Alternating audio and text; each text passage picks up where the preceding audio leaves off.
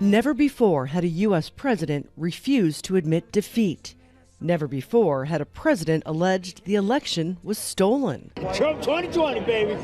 But on January 6th, as Congress was getting ready to officially declare Joe Biden the winner, Trump called his supporters to Washington.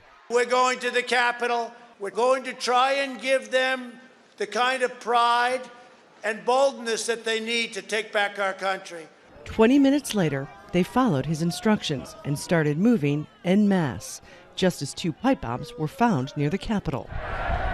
With each passing moment, the crowd outside got closer and the police were pushed back.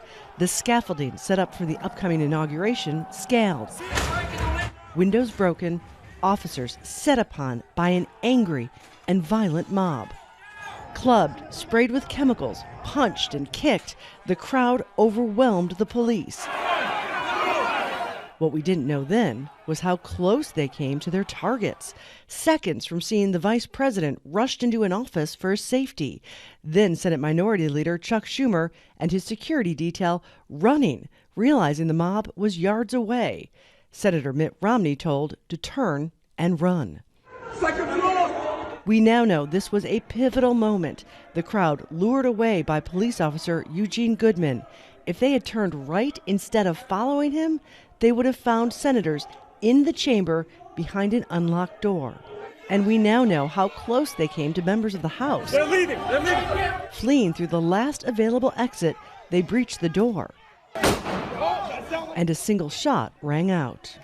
It was Ashley Babbitt, killed by police as she attempted to get through the door. In all, 5 people would die, including Capitol Police Officer Brian Sicknick. He had a stroke after being attacked with bear spray. In the following days, 4 officers would commit suicide. In all, 140 officers were injured. Trump eventually appeared on camera and appealed to the rioters to leave. So go home. We love you.